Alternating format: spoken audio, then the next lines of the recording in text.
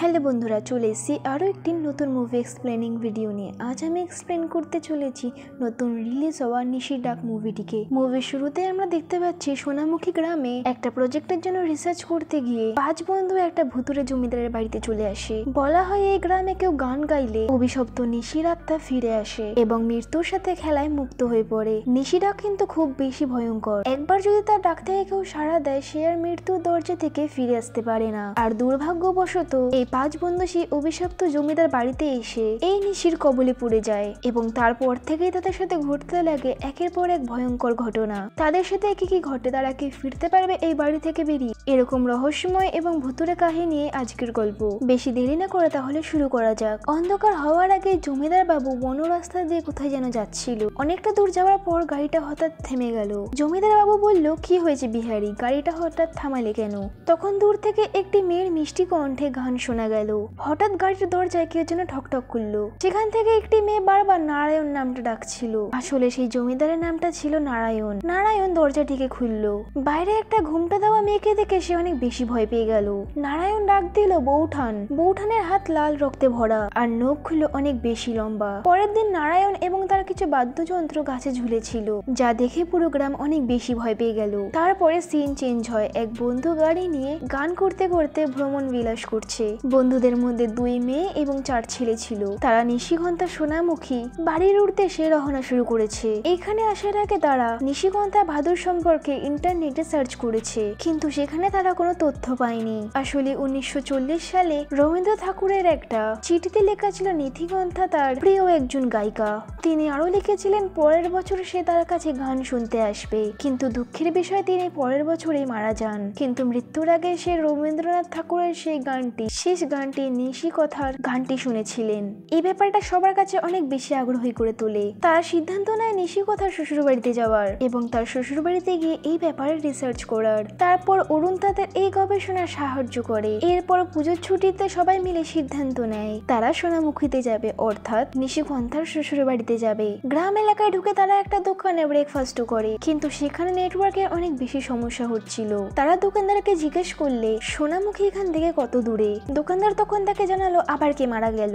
না মানে সোনামুখীর থেকে কি শুধু মৃত্যুর খবরই আসে? তাই আমি এমনটা বললাম। বলা হয় সন্ধ্যা নামলে ওইখানে কেউ যায় না। ওই গ্রামে কোনো উৎসব হয় না, না দুর্গা পুজো না কালী পুজো। রাত্রে ওই গ্রামে নিশি ডাকে। এটা শোনার পর চালক রেগে গিয়ে বলল, এই সেই সোনামুখী, আগে তো বলেননি যে আপনারা ওই অঞ্চলে যাচ্ছেন। ওই গ্রামে কোনো গাড়ি যায় না। তোমাদের ব্যাগগুলো নিন, আমি এলাম। কোনো উপায় না পেয়ে তারা একটা ভ্যানের সাহায্য নিল এবং সোনামুখী গ্রামে রওনা দিল। কিছুক্ষণ পর তারা নিশিকন্ধার শ্বশুর বাড়িতে পৌঁছালো। তারপর সেখানে এলাকার দেখভালকারী ভোলাদা সেখানে এসে সবার সাথে পরিচয় করালো। বন্ধুরা বলল, আচ্ছা বাড়ির লোকজন জানে তো আমরা এসেছি? ভোলাদা বলল, তোমরা কারা? এই বাড়িটি অনেক বছর ধরে খালি। আমি বাড়িটা খুব ভালোভাবে পরিষ্কার করে দিয়েছি, মোমবাতিগুলো এখানেই রেখে দিয়েছি, চাবিগুলোও আছে। সবাই অনেক বেশি অবাক হয়ে গেল। যদি বাড়িতে কেউ না থাকে তাহলে তারা কাদের কাছ থেকে ইন্টারভিউ নেবে? এইটা বলে সবাই অরুণের ওপর দোষ চাপাতে লাগে। অরুণ বলল, আর ডিনারের ব্যবস্থা কি হবে? ভোলাদা বলল, আমার বাড়ি থেকে কিছু নিতে পারো। আর শোনো, ছেলেরা খাবার আনতে যাবে, কিন্তু যদি মেয়েদের আওয়াজ শুনি তাহলে আমি দরজা খুলবো না, কারণ এখানে সূর্য অস্ত্রের পর কোনো মেয়ে ডাকলে আমরা কেউ দরজা খুলি না। আর তোমরা তোমাদের কাছে থাকার সঙ্গীত যন্ত্রটা ভুলেও বাজাবে না। তারা সবাই রাজপ্রাসাদে ঢুকে পড়লো। তারা ধীরে ধীরে চারপাশ ঘুরে দেখতে লাগলো। এক মেয়ে এক পাশে আধা তৈরি একটি মূর্তি দেখতে পেল। তার দেখে মনে হলো সে অন্য কোনো জগতে চলে গেছে। এরপরে তাকে পিছন থেকে কেউ সুমি বলে ডেকে ওঠে। পিছনে ঘুরলে সে দেখতে পায় পিছনে কেউ তাকে ডাকেনি। আয়ন তখন তাকে বলল, তার এই গ্রামে একটা আত্মীয় রয়েছে আর নিশিকন্থার শ্বশুর বাড়ির ব্যাপারে হয়তো তার কাছে অনেক বেশি তথ্য আছে। আমরা কাল সকালে তার সাথে কথা বলবো। আমি এখন তার সাথে গিয়ে কথা বলতে যাই, যাতে সে সকালে আমাদেরকে সময় দিতে পারে। আরেকজন বন্ধু তাকে বলল, আমিও তোমার সাথে যাব। আয়ন তখন তাকে বলল, না আমি একাই যেতে পারি, তোমরা ঘরগুলোকে চেক করে রাখো, আর যদি আমি দেরি করি তাহলে ভোলাদার বাড়ি থেকে খাবার নিয়ে আসবে। এটা বলে এখান থেকে অরুণ চলে গেল আর সুমি এবং তার একটা বান্ধবী একটা ঘরে ঢুকলো। সুমি একটা আয়না থেকে পর্দা সরিয়ে বলতে লাগলো, এইটা আমি দেখেছি কোথাও। এদিকে অরুণ একটা বাড়িতে গিয়ে দরজায় নক করতে লাগলো। ভিতর থেকে একজন জিজ্ঞাসা করলো, কে রে? অরুণ বলল, মা আমি। দরজা খোলো। মা দরজা খুলে বলল, দ্রুত ঘরে ঢোকো। এটা বলেই তিনি ছেলেটিকে ভিতরে ধরে টানলেন আর দরজা বন্ধ করে দিলেন। মা জিজ্ঞেস করলো, তুমি এখানে কেন এসেছো? জানো না এই গ্রামে তোমার আসা নিষেধ? জানো না তুমি সন্ধ্যার পর এই গ্রামে কি ঘটে? অন্যদিকে সুমি তার বয়ফ্রেন্ডের সাথে একটু বাইরে বেরিয়েছিল, যেখানে তারা তাদের ভবিষ্যতের প্ল্যান নিয়ে কথা বলছিল। আর অন্য পাশে একটা বুড়ো মা তাদেরকে দেখছিল। হঠাৎ করে সুমির বয়ফ্রেন্ড গান গাইতে শুরু করে। বুড়িমা বলে গান গাও, গান গাইলেই সে আসবে। এই সময় সুমি আবার খেয়াল করে পিছন দিকে তাকে কেউ ডাকছে, কিন্তু পিছনে ঘুরে দেখলো পিছনে কেউ নেই। অন্যদিকে অরুণের মা তাকে বলে তোমার বাবা দাদা এসে তারা বাঁচাতে গিয়ে মারা গিয়েছে। এখন এই গ্রামের সবাই নারায়ণ ব্যানার্জির মৃত্যুর কথা ভাবলে সবাই কেঁপে ওঠে। ওই নিষেধুর দাদাকে বটগাছে ঝুলিয়ে মেরে ফেলেছিল, অর্থাৎ নারায়ণ হলো অরুণের দাদা। অরুণ বলে আমি বিশ্বাস করি না, আমার বাবা মা আমার জন্মের আগে মারা গিয়েছে, আর আমার মা আমাকে সবসময় দূরে রেখেছে। এখন এই গ্রাম নিশির কথা না ভেবে আমার কথা ভাবো না মা। নিশিরাগ বলতে কিছুই হয় না। সুমি তার বয়ফ্রেন্ডের সাথে ভোলাদার বাড়িতে আসে। সুমির বয়ফ্রেন্ড ভোলাদাকে ডাকে। সুমি তখন সেখানে গুনগুন করে গান গায়। ভোলা রেগে বলে বাইরে কে গান গাইছে? মেহির বলে তিতলি, সে আমার বন্ধু। ভোলাদা তখন থেকে জানায় এই গ্রামে গান গাইলে মানুষ মারা যায়। অরুণের মায়ের বাড়িতে দেখা যায় তার মা রান্নায় ব্যস্ত। অরুণ এখানে একটা পত্রিকায় লেখে আমি কাল সকালে যাচ্ছি, নিশিগন্ধার বাড়িতে গেলে তোমরা সবাই ভুল প্রমাণিত হবে। যখন তারা খাবার নিয়ে আসে সবাই তখন নিশি নিয়ে আলোচনা করছিল। তারা বলে নিশি হলো গ্রাম বাংলার প্রচলিত কথা অনুযায়ী এক মেয়ে ভূত। সে চাইলেই যে কেউ কণ্ঠ নকল করতে পারে। যে কেউ নিশি যখন তাকে ডাকে সে নিশির ডাকে 3 বার ঘুরে তাকাবে, নিশি তখন তাকে মারবে। অরুণ জঙ্গলের মধ্যে দিয়ে রাজপ্রাসাদের দিকে এগিয়ে যাচ্ছে, ঠিক তখনই তাকে অরুণের মা ডাকে, কিন্তু সে ঘুরে দেখলে বুঝতে পারে সেটা তার মা নয়, নিশি ছিল। অরুণ ভয়ে চিৎকার করে পালাতে থাকে। তখন রাজপ্রাসাদে একটা আওয়াজ শুনে যায়। তিতলি তার ঘরে চারপাশে খুঁজতে শুরু করে। তারপর হঠাৎ সে একটা ঘরের দরজা খুলে এবং সেই ঘরের মধ্যে সে অরুণের মৃতদেহ ঝুলতে দেখে। তিতলি ভয়ে চিৎকার করে। তারপর অতীতের সিন দেখানো হয় যেখানে নারায়ণের মৃত্যুর খবর দেখে একটা লোক বলছে নারায়ণ আত্মহত্যা করেনি, সে কেনই বা নিজেকে নিজে মারতে যাবে, তাকে কেউ মেরে ফেলেছে, কেউ আমাদের সবাইকে দেখে ফেলেছে, সে আমাদের সবাইকে মেরে ফেলবে। এরপর কাশন বলে মহেন্দ্র বলে আত্মসংযম করো, আমরা কিছুই করিনি। মহেন্দ্র বলে আমার সবচেয়ে প্রিয় বন্ধু মারা গিয়েছে, আমি একটু একা থাকতে চাই। তারপর মহেন্দ্র চলে যায় লেকের পাড়ে। সন্ধ্যা নেমে এসেছে। নুপুর পায়ে একটি মেয়ে এসে বলে দাদা ভাই। মহেন্দ্র বলে তুমি এখানে কেন এসেছো? যেতে বললাম না, চলে যাও। নিশি বলে মহেন্দ্র ঠাকুরপো। মহেন্দ্র একটু ভয় পেয়ে যায়, সাথে সাথে নিশি তাকে মেরে ফেলে। এরপর সিন বর্তমানে চলে আসে। পুলিশ এসেছে রাজবাড়িতে। অনির্বাণ বলে আমরা সঙ্গীতে পিএইচডি করেছি আর আমরা রিসার্চের জন্য এখানে এসেছি। আমি অনির্বাণ, নীল, দীপ এবং মেঘলা, তিতলি আর অরুণ সবাই এখানে এসেছি। আমরা তো গ্রুপ প্রজেক্ট করছিলাম। এই বাড়িতে একজন নিশিগন্ধা ভাদুরী থাকতেন, আমরা তার উপরে রিসার্চ করতে এসেছিলাম। অরুণ আমাদেরকে বলছিল এটা তার গ্রাম আর উনি ওনার মা, কিন্তু এখন আমরা বুঝতে পারছি না অরুণ কেন এসব আমাদের থেকে লুকালো। পুলিশ জানে যতক্ষণ না পোস্টমর্টম রিপোর্ট আসছে ততক্ষণ গ্রাম থেকে কেউ বেরাতে পারবে না। মেঘলাদার বাড়িতে ফোন করার জন্য অফিসারের কাছে অনুরোধ করে। অফিসার বললে এখানে নেটওয়ার্ক পাবে না, তোমাকে সরাসরি থানায় যেতে হবে অথবা গ্রাম থেকে বাইরে বেরোতে হবে, কিন্তু আপাতত আমার অনুমতি ছাড়া তোমরা গ্রাম থেকে বাইরে যেতে পারবে না।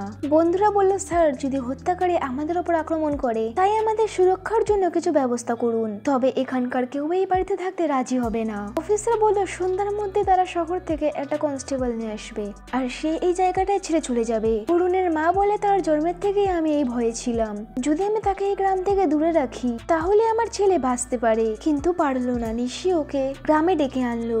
যদি ছায়াকত্রে কেউ বাধ্য বাজে তাহলে নিশি তাকে মেরে ফেলবে। আমি শুধু গল্প শুনেছি। কোনো এক সময় এই জমিদার বাড়িতে এক বড় দুর্গাপুজোর উৎসব হতো।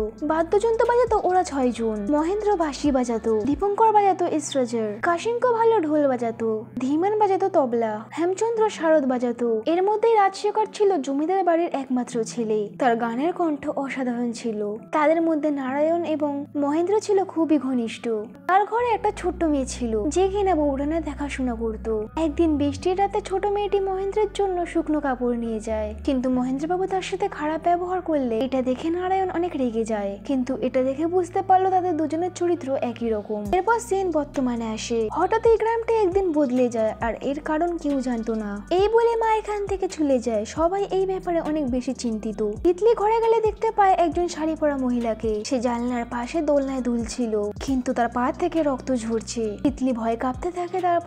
তারপর নীলকেও এই ব্যাপারটা দেখায়, কিন্তু নীল জানলার বাইরে কিছুই দেখতে পায় না। তিতলি বলে তার শরীরে তার কোথা থেকে এলো, আমাদের এই গ্রামে আসা উচিত হয়নি, যদি না আসতাম তাহলে এসব কিছুই হতো না। নীল তিতিকে কাছে টেনে নিয়ে তাকে শান্ত করার চেষ্টা করে। এইদিকে শহর থেকে একজন কনস্টেবল এসেছে। সে আনন্দেই গান গাইতে গাইতে বাড়িটিকে পাহারা দিচ্ছে। ভোলাদাকে ডেকে জিজ্ঞেস করে সে, ধর্মীয় অনুষ্ঠানের দিনে আপনাদের গ্রামে কোথাও পূজা মণ্ডপ দেখলাম না তো, এখানে কি কোনো অনুষ্ঠান হয় না? দাদু বলে তুমি এখানে গান গাইবে না, যদি কোনো মেয়ে তোমাকে ডাকে তার ডাকে তুমি সাড়া দেবে না, এমনকি ভুলে বললেও পিছনে তাকাবে না। এইদিকে তিতলির কাছে সেই বুড়িমা চলে এসেছে। তিনি বলে তুমি ফিরে এসেছো। নিশিকে মনে পড়লো তবে নতুন দিদি আমি গোপনে তোমার জন্য তেঁতুল মাখা নিয়ে এসেছি। এরপর তিতলি চিৎকার করে ওঠে। সবাই রুমে চলে আসে। কনস্টেবল এসে সেই বুড়িকে হাত কড়া দিয়ে বের করে নিয়ে যেতে লাগলো। রাত্রে আবার মেয়েটির গানের গলা শোনা যাচ্ছে। তিতলি তার গান শুনে উপরে উঠলো। সে এগিয়ে গিয়ে দাঁড়ালো সেই ঘরের সামনে যেখান থেকে গানের আওয়াজ ভেসে আসছিল। হঠাৎ করে গানটি বন্ধ হয়ে যায়। তখনই ভেতর থেকে কেউ দরজায় ধাক্কাধাক্কি করতে লাগলো এবং সাহায্য চেয়ে চিৎকার করতে লাগে। তিতলি ভয়ে দৌড়ে নিজের ঘরে ঢুকে যায় এবং নিজের ঘরের আয়নার সামনে দাঁড়ালো। পরক্ষণে তিতলির মনে হয় সে আয়নায় কারোতে ছবি দেখতে পাচ্ছিল। তখনই কেউ কনস্টেবলকে পিছন থেকে বাবা বলে ডাকে। কনস্টেবল শব্দ শুনতেই নিশি তার উপর আক্রমণ করে দেয়। শেষ পর্যন্ত কনস্টেবলও মারা গেল। অতীতে দেখা যায় দীপ ভয় কাঁদতে থাকে। বন্ধুরা বলে দীপ তুই ভয় পাসনি তো, দরজা খোল, আমরা তোর পাশেই রয়েছি। দীপ বললো তোরা চলে যা, নারায়ণ এবং আমার মহেন্দ্রকে বউঠান মেরেছে আমি জানি, এখন কেউ আমাদেরকে আর বাঁচাতে পারবে না। এই সময় মেয়ে কণ্ঠে কেউ বলে ওঠে বলছি তো ওকে এখানে থাকতে দাও, আমি ওকে সব পরে বুঝিয়ে বলবো। সাথে সাথে নুপুরের আওয়াজ বেজে ওঠে। দীপ ভয়ে বলতে লাগে আমি ভুল করেছি, আমাকে ক্ষমা করে দাও বউঠান। এরপর নিশি দীপের উপর আক্রমণ করে এবং দীপও মারা যায়। এরপর বর্তমান সিন দেখানো হয়। তিতলি কল্পনা করছে আয়নার ভেতর থেকে কেউ বলছে ওকে ওরা মেরে ফেলেছে। সে এক ভয়াবহ স্বপ্ন দেখে এবং তিতলি চিৎকার করে বলে আয়নায় কেউ রয়েছে। মেঘলা তাকে শান্ত করে বলে কাল তুমি ভয় পেয়ে পড়ে গিয়েছিলে, নীল তোমাকে এসে বিছানায় শুয়ে দিয়েছিল, নিশ্চয়ই তুমি ভয় পেয়েছিলে। তিতলি বলে ওরা সবাই কোথায়? মেঘলা বলে কনস্টেবল মারা গিয়েছে তাই সবাই বারান্দায় রয়েছে। দেখা যাচ্ছে পুরো গ্রামবাসী এই বন্ধুগুলোর ওপর রেগে রয়েছে, কারণ অনেকদিন পরে এই গ্রামে আবার মৃত্যুর খেলা শুরু হয়ে গিয়েছে তাদের গবেষণার কারণে। অফিসার বলে এই 5 জনকে তোমাদের ঘরে একটু থাকার জন্য দাও। গ্রামবাসীরা জানে তারা কাউকে এখানে থাকতে দেবে না, নয়তো নিশি তাদেরকে মেরে ফেলবে, আর ভোলাদা যদি তাদেরকে খাওয়ায় তাহলে এক ঘরে ঢুকিয়ে দেওয়া হবে। অফিসার রাগ করে সবাইকে এখান থেকে চলে যেতে বলে। বুড়িমা জঙ্গলে হাঁটছে এবং বলছে মনটা অনেক ভারী লাগছে, ওর মুখে কি মায়া। তারপর একটা কুয়োর সামনে দাঁড়িয়ে সে বলে এই সেই কুয়ো, গত রাতে রাজপ্রাসাদে এমন একটা ঘটনা ঘটেছে, তিতলি সেটা সবাইকে জানিয়েছে কিন্তু কেউ কোনো গান শোনেনি। তাহলে কি করে কেউ তিতলির কথা বিশ্বাস করবে? তিতলি বলল এই খুন মানুষ করছে না, নিশি অবশ্যই রয়েছে, আর আমি আয়নায় তার প্রতিবিম্ব দেখেছি। আমারই মতো দেখতে একটা মেয়ে শাড়ি পরেছিল, সে বলছিল তাকে মারা হয়েছে এবং তাকে হত্যাও করা হয়েছে, এবং সে বলছিল সে মারা গেছে, তাকে হত্যা করা হয়েছে। ভোলাদা সবার সামনে হাত জোর করে বলে আরুণ বাবু আর কনস্টেবলের মৃত্যু দায় আমার উপর দেয়। আরুণ বাবু আমাকে কিছু টাকা দিয়ে বলেছিল ওর জন্য এই বাড়িটি ঠিক করতে, আমি লোভ সামলাতে না পেরে তোমাদেরকে এরকম বিপদে ফেলেছি। আমার বাবা আমাকে বলেছিল নিশি এই বাড়িতেই থাকে, তিনি নিজে এরকম দেখেছেন। এইসব কথা শুনে নীল দোতলার ঘরের দরজা খুলতে গেল, কারণ নীল ভেবেছিল ওই ঘরে যদি কেউ লুকিয়ে থাকে সেই কারণে সেখান থেকে আওয়াজ আসে। এসব ভূত প্রেত কিছুই না, ঘরটায় তালা ভেঙে ফেলা হয়। আরেক বন্ধু জিজ্ঞাসা করলো এটা কি পিয়ানো? তিতলি এই ছবিটি দেখে বলে গুমস পিয়ানো, এটা ক্যাপ্টেন হ্যান্ডেলের কাছ থেকে কিনেছিল। সবাই এটা শুনে অনেক অবাক হয়ে যায়, কারণ এটা তিতলি কিভাবে জানলো? তিতলি জানায় আমার শাড়িতে তাকে বেশ মানিয়েছে। এইভাবেই মাথা ঘুরপাক খেতে থাকে তার। তারপর সবাই তিতলিকে বাইরে নিয়ে যায়। রিক বলে তিতলি কিছুই না জানলে পিয়ানো নিয়ে এমন কথা কিভাবে বললো, হয়তো নিশি তাকে বশ করেছে। আর ছবির সেই শাড়িটা ওটা তো তার হতে পারে না, তাই না? মেঘলা বলে ওর বাবা নিশির ব্যাপারে অনেক গবেষণা করেছে, আর একই ধরনের একাধিক শাড়ি অনেক থাকতেই পারে। এইদিকে রাজপ্রাসাদের রান্নাঘরে নীল রান্না করার ব্যবস্থা করছে। ভোলাদার বাড়ি থেকে এখন আর খাবারের জিনিস আসবে না, তাই এখন থেকে তাদেরকে নিজে থেকে রান্না করতে হবে। ভোলাদা বাইরে গিয়ে জিনিস আনতে বের হয়। রান্নাঘরের দরজা নিজে থেকেই বন্ধ হয়ে যায়। হঠাৎ করে স্টোভের আগুন একাকা জ্বলে ওঠে, আর পাশ থেকে কি যেন চিৎকার করে বাঁচাও বাঁচাও।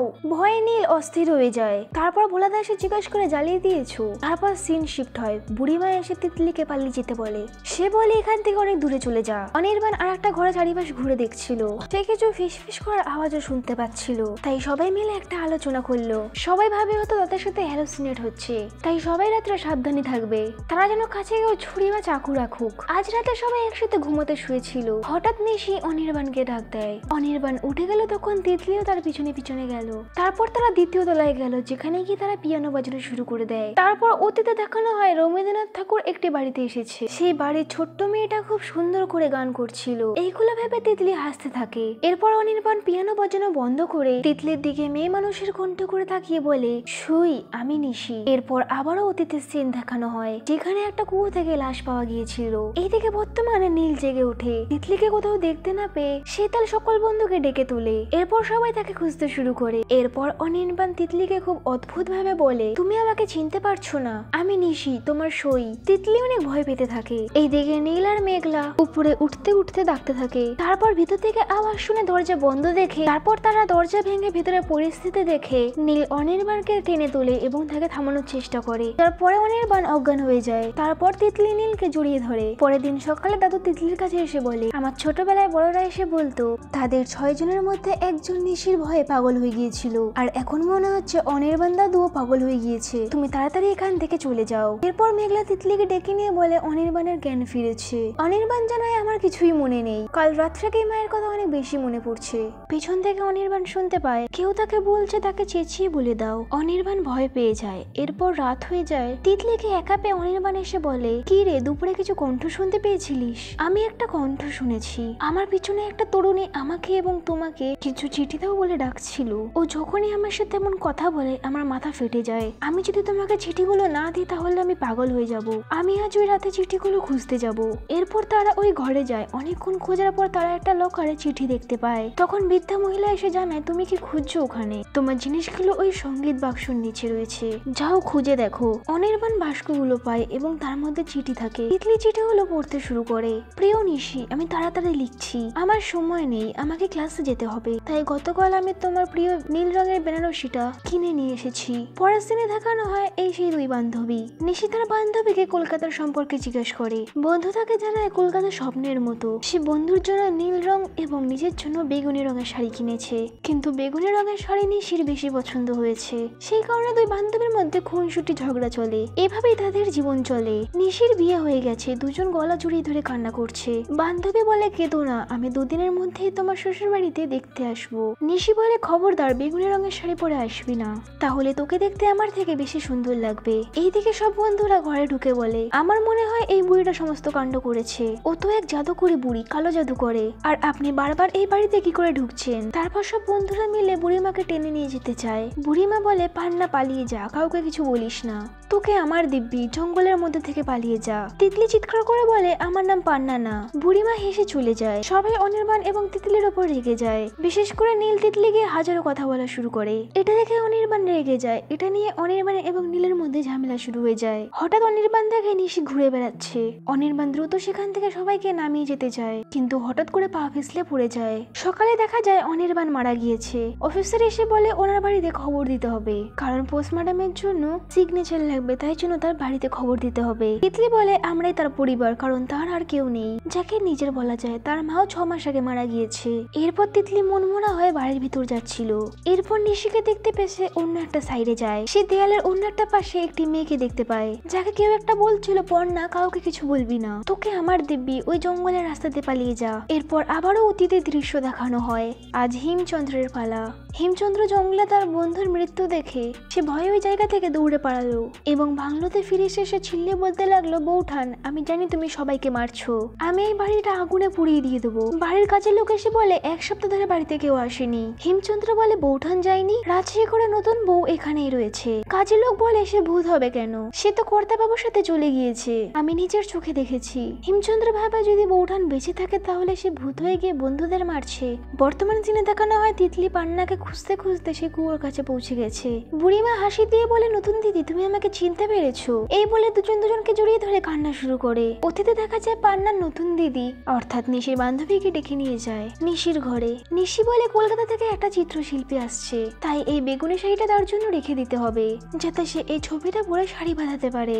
যাই হোক, তারপর সবাই অনুষ্ঠানে আসে। সবাই গুরুদেবের আশীর্বাদ নেয়। তারপর গান করার অনুষ্ঠান শুরু হয়, যেখানে 6 বন্ধু মিলে খুব সুন্দর করে গান গায়। কিন্তু সেখানে মাঝখানে গুরুদেব তাদেরকে থামিয়ে নিশিকে গান করতে বলে। এরপর নিশি গুরুদেবের আদেশ পালন করতে গান গাওয়া শুরু করে, আর সবাই নিশির গানে মুগ্ধ হয়ে যায়। গুরুদেব নিশিকে আশীর্বাদ দিয়ে বলে, এরপর আমি দ্বিতীয় অনুষ্ঠানে আসবো, সেই দিন তুমি সবার সামনে গান গাইবে। পরের দিন দুই বান্ধবী মিলে গল্প করছিল। নিশি তার বরকে নিয়ে অনেক বেশি প্রশংসা করে, তার বর এই রেওয়াজের প্রতি অনেক উৎসাহ প্রদান করে। নিশি বলল, জানিস, এইবার বিজয় অনুষ্ঠানে বাড়ি থেকে কাউকে ডেকে আনবো না, শুধু তার 6 বন্ধু থাকবে। আসলে যদি আমরা ভয় কাজ করি সেই জন্য, তুই শুধু আমার পাশে থাকবি, তাহলে আমরা আর ভয় কাজ করবে না। বান্ধবী বলে, আমার মনে হয় আমি বিজয়ের অনুষ্ঠানে আসতে পারবো না, বাবা বলেছে আমাকে পড়তে হবে। তিতলি আসবে না শুনে নিশি একটু অভিমান করে, কিন্তু পরে কথায় কথায় তার অভিমান ভেঙে যায়। এই সময় পান্না এসে নতুন দিদির হাতে তেঁতুল মাখা দিয়ে দেয়। শুরু হয়ে যায় দুই বান্ধবীর মধ্যে তেঁতুল মাখা নিয়ে খুনসুটি। তারপরের দিন বিজয় অনুষ্ঠানের দিন সবাই খুব খুশি ছিল। কিছুক্ষণ পর জানা গেল রবি ঠাকুর নিশির গান শুনতে আসতে পারবে না, সে তার জন্য একটা চিঠি পাঠিয়েছিল, এই ব্যাপারে একটা তানপুরান উপহার হিসেবে পাঠিয়েছিল। এটা জানতে পেরে নিশি হঠাৎ কাঁদতে শুরু করে। সে আজকে গান গাইতে চাইছিল না, কিন্তু তার বান্ধবী তাকে বুঝিয়ে রাজি করায়। নিশি রাতে গান গাইছিল, বান্ধবী দূর থেকে সব দেখছিল। হঠাৎ করে গান থেমে গেল। বান্ধবী খেয়াল করে সামনে থেকে কোনো ঘটনা ঘটেছে। ঘটনাটা দেখে মেয়েটি পুরোপুরি হতবাক হয়ে গেল। বর্তমান সিনে পান্না বলে, জানো দিদি, আমার সামনে ওরা বলেছিল সে ঘোষাল বাড়ি জ্বালিয়ে দেবে। আমি অনেকদিন ধরে প্রার্থনা করেছি যেন এরা এই ঠাকুর বাড়ি থেকে পুড়িয়ে না তোলে, না হলে তুমি কোথায় আসতে বলো? তুমি আর মা ঠাকুর চলে যাওয়ার পর আমি একদিন ঘুমাতে পারিনি। এই বলে পান্না তিতলির করে ঘুমিয়ে পড়ে। এরপরে সকলে খুঁজতে খুঁজতে সেই স্থানে পৌঁছে যায়। এরপর পুলিশ বলে আমাকে হেড অফিস থেকে পুলিশ আনতেই হবে। এত হত্যাকাণ্ড ঘটেছে, এত রহস্যময় ঘটনা ঘটেছে, এগুলো তো সমাধান করতেই হবে, কিন্তু তার আগে তো তোমাদের এখান থেকে সরাতেই হবে। তিতলি বললো, কেউ এখান থেকে যাবে না, বেশি প্রশ্ন না করে আমাকে একবার সাহায্য করবে তোরা? এতদিন বন্ধুত্বের জন্য আমি তোদের কাছে কিছু সাহায্য চাইছি। তখন বলে সেই চিঠির বাক্সটি নিয়ে আসে। আমরা কাল এখানে একটা বিজয়া অনুষ্ঠান করব, আর এই অনুষ্ঠানের জন্য একজনকে ঘরে আনতে হবে। এইভাবে সিরিজটি এখানে শেষ হয়ে যায়। সিরিজটা যদি ভালো লেগে থাকে তো ভিডিওটাকে একটি লাইক এবং চ্যানেলটিকে সাবস্ক্রাইব করে নেবেন। দেখা হচ্ছে নেক্সট কোনো মুভি এক্সপ্লেনিং ভিডিওতে। ততদিনের জন্য ভালো থাকুন, সুস্থ থাকুন।